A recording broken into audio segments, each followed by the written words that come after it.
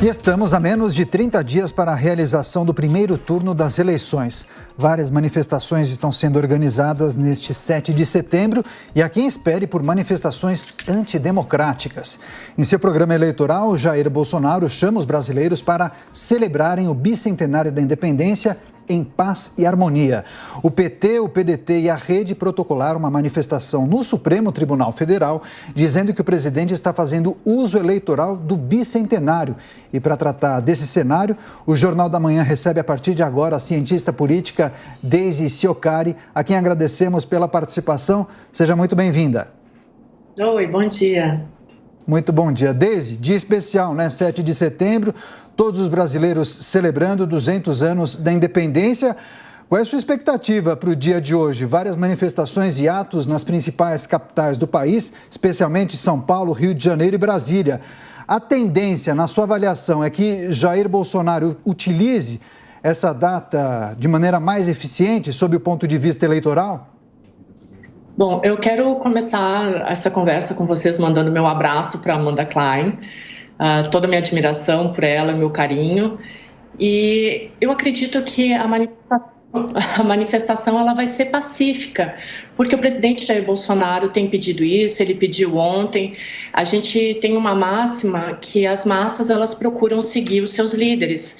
E como o Bolsonaro tem manifestado essa ideia de fazer um 7 de setembro pacífico, é óbvio que existe um estado de tensão no ar, mas eu acredito que possa transcorrer tudo na normalidade. Se forem muitas pessoas às ruas, isso indica também uma demonstração de força por parte dele. Se houver algum ato violento, isso pode aumentar o índice de rejeição, né? Então, eu acredito que até para o próprio presidente Jair Bolsonaro é positiva essa manifestação pacífica. Eu acredito que é isso mesmo que ele espera. Perfeito. Então, agora eu peço a pergunta de Amanda Klein. Por favor, Amanda. Deise, bom dia. Em primeiro lugar, obrigada pela solidariedade aí, pelo apoio. Deise, a campanha do presidente Bolsonaro enxerga muito o 7 de setembro como uma espécie de divisor de águas, algo que poderia alavancar a campanha dele. Depois dessas últimas semanas, ele tem crescido um pouco, mas se manteve estagnado essa semana, na semana passada. E eles enxergam isso, o 7 de setembro, como algo potencialmente um fato novo. Você acha que devemos prestar atenção o quê? No discurso do presidente? Você acha que depois dessa data, se houver uma grande manifestação de apoio, isso pode efetivamente mudar alguma coisa nas pesquisas, nas intenções de voto, ou acha que não terá o potencial para surtir esse resultado? Não, Amanda, eu acredito que possa surtir resultado, sim. Primeiro porque as pesquisas eleitorais, elas sempre são aliadas de quem está na frente e elas são adversárias de quem está em segundo lugar, né? Então, o presidente Bolsonaro, o presidente e a equipe dele, eles têm batido nessa tecla de que as pesquisas não estão demonstrando a realidade. Se o 7 de setembro reunir bastante gente na rua, bastante pessoas, é uma demonstração de força e pode dar muitos argumentos para uma mudança de narrativa, né? E aí, quem sabe, até mudar as intenções de voto. Se continuar pacífico, eu acredito que é muito melhor para todo mundo. Se houver atos de violência, aí o tiro sai pela culatra, né? Do jeito que está hoje, eu não gosto nem de usar essas palavras, mas é essa a expressão.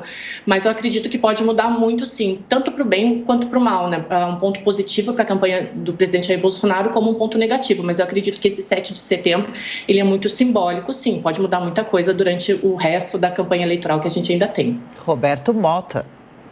Bom dia, professora. Eu vi que a senhora é triatleta, não é isso? Sou, Mota. E aí eu queria fazer uma certa analogia entre a campanha política e uma competição de triatlon, porque é preciso ter enorme resistência e ser bom em pelo menos 3 modalidades de competição, né? Debate, campanha de rua e presença no noticiário. Como é que a senhora analisa os competidores, os principais competidores, nesse triatlo político, nessa campanha? Obrigada, Mota. Agora tu mexeu com os meus brios aqui falando de triatlo. Vamos analisar as duas campanhas nesse mote que tu falou. Na exposição para a mídia, eu acredito que o presidente Jair Bolsonaro ele saiu melhor até agora. Na entrevista do Jornal Nacional, a minha avaliação é que ele não teve nenhum dano colateral. Ele conseguiu sair da entrevista, não acredito que tenha conseguido votos, mas também não perdeu. Foi uma entrevista mais tranquila do que se esperava, até pela própria expectativa, a expectativa vai lá em cima, então qualquer coisa que saia dentro do normal a gente viabiliza como positivo. O ex-presidente Lula teve aquela fala infeliz no final, falando do agronegócio, então isso é realmente um ponto negativo, dá uma munição para ele. Então, nesse primeiro ponto, eu penso que o presidente Jair Bolsonaro ele saiu melhor, sim. Na campanha de rua, eu acho que os dois candidatos eles estão pecando em alguns pontos. Primeiro, eu vejo eles muito nas suas bases e a atenção, na minha avaliação, ela tem que ser no Sudeste, porque nos outros estados o voto já está consolidado, a gente já vê como que está e é muito difícil mudar. O presidente Jair Bolsonaro, como a Amanda falou, ele segue crescendo muito, pouquinho, mas constantemente, mas não muda tanto. Por exemplo, no Nordeste, mesmo com o Auxílio Brasil, isso não muda. Então, eu vejo um erro nas campanhas quando elas fortalecem só as suas bolhas, a sua claque, e não olham nem para o Sudeste e para as mulheres. As mulheres devem ser também grandes definidores na campanha eleitoral. E qual foi o outro ponto, Mota? A comunicação que tu perguntou? Campanha de rua, debates e presença no noticiário. Os debates, eu achei, por enquanto, mornos. Nenhum dos dois mostrou uma grande... como que eu vou dizer? Nenhum dos dois mostrou uma afinidade com os temas a ponto de mudar o voto do eleitor. Os debates até agora foram mornos, mas eu sempre acreditei que debates eles são essenciais para a democracia, são fundamentais. Eu entendo que numa campanha de 45 dias, os próprios candidatos pediram esse pool das emissoras e dos meios de comunicação, que é salutar, porque não tem como eles estarem toda hora no debate, mas eu acho que eles perderam grandes oportunidades. Quem cresceu no último debate, na minha visão, foi a Simone Tebet, que demonstrou muito mais acuidade e expertise no que ela falou e até tranquilidade. Os outros candidatos, me pareceu que eles estavam com muito medo das avaliações decorrentes de 4 anos de governo e 8 anos no outro caso, do que realmente se mostrar e mostrar noções propositivas, Então, acho que no debate eles se perderam também. Por enquanto, eles estão sabendo dominar um pouco mais a campanha nas redes sociais, Mas ainda tem muita coisa para ajustar. Vamos ver, eu acho que esse 7 de setembro muda muita coisa, sabe? Dependendo de como vai ser, ele vai dar munição para as duas campanhas, para as duas principais campanhas. Então, a partir de hoje, a gente consegue ter uma definição do que pode ser a próxima semana. Sempre próxima semana, Porque numa campanha muito curta não tem como ir muito além disso. Perfeito, Deise. Temos imagens ao vivo de Brasília, a geração da emissora do governo Jair Bolsonaro ao lado da esposa, a primeira-dama Michele. Os preparativos para o início dos atos de 7 de setembro em Brasília. O desfile cívico-militar deve iniciar às 9 horas da manhã. O presidente Jair Bolsonaro já a postos com a faixa presidencial. Muitos militares e seguranças ao lado e atrás do presidente. Essa celebração será iniciada, como eu disse, às 9 horas. Muitos carros militares e também muitos militares farão parte dessa manifestação que tradicionalmente ocorre no dia 7 de setembro. Aí está, imagens ao vivo, geração de Brasília. Atrás tem um tanque do Exército e a gente segue acompanhando todos os detalhes dessas manifestações em Brasília. Adriana. Tempo aberto, aliás, em Brasília, melhor do que em São Paulo, que chove, Pelo menos para festa. Enfim, bom, Deise, Rodrigo Pacheco e Luiz Fux decidiram não participar das comemorações de hoje por dizerem que o evento realmente se tornou num ato político. Arthur Lira também não vai participar, mas disse que porque prefere tocar sua campanha em Alagoas. E há pouco, quando o Daniel abriu entrevista, ele disse que PT, PDT e Rede protocolaram manifestação no STF dizendo que o presidente está fazendo uso eleitoral do bicentenário. Qual a importância disso tudo? Quanto isso pode avançar e essa ausência de líderes de poderes?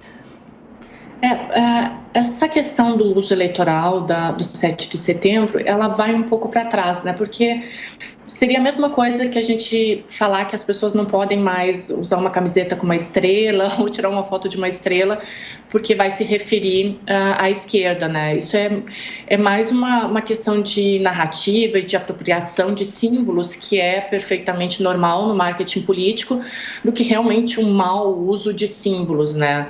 O presidente Jair Bolsonaro, desde a sua campanha, sempre usou a bandeira do Brasil, isso acabou sendo muito referido a ele, e aí não tem muito o que fazer, que nem a estrela é do PT. Então, a gente demonizar esses símbolos, eu acho perigoso. Eu acho mais um problema de percepção e recepção nossa do que propriamente das candidaturas que trabalham com marketing, né? Na democracia, isso faz parte do jogo político, não tem como tu impedir esses usos, né? É estranho quando, por exemplo, uma juíza vem e diz que é apropriação simbólica, né? Faz parte do jogo. Então, a não participação dos líderes, eu acho que é mais uma tentativa de arrefecer os ânimos, né? Porque realmente é um dia tenso, a gente não sabe o que vai acontecer, por mais que os líderes tenham pedido paz e harmonia, é um dia tenso pela própria expectativa do que foi o último 7 de setembro. Então, fazem bem esses líderes em não participar, em não acirrar os ânimos, bem como a esquerda, em ficar em casa e manter tudo calmo. Acho que essas foram as melhores decisões que poderiam ter sido tomadas para um dia como hoje, em que a expectativa é muito grande, né? Daisy Ciocari, cientista política. Daisy, natural que os políticos, especialmente os candidatos que participarem desses atos de 7 de setembro, quando eles conversarem e fizerem discursos para suas bases, você entende que é preciso moderar o discurso, justamente para não inflamar as suas bases? Se nós compararmos com o 7 de setembro do ano passado, nós vimos Jair Bolsonaro bem inflamado nas suas falas, especialmente em relação aos ministros do STF, leia-se Alexandre de Moraes. Você entende que tem que ter um cálculo político aí por parte dos candidatos para não inflamar as suas bases e evitar, inclusive, crimes eleitorais, por que não? Com certeza. Eu acompanho política há mais de 20 anos e eu nunca tinha visto um cenário tão violento. A gente não pode esquecer que até 2 meses a gente estava literalmente se matando por causa de política, né? Então, um tom moderado, ele é mais do que necessário nessa campanha. Tem uma diferença gritante entre o 7 de setembro do ano passado e esse, que nesse a gente está num período eleitoral, né? Então, as pessoas estão mais inflamadas, elas estão prestando mais atenção ao cenário. A moderação agora, a serenidade e a tranquilidade, elas são essenciais para se manter o tom da democracia até o dia da eleição.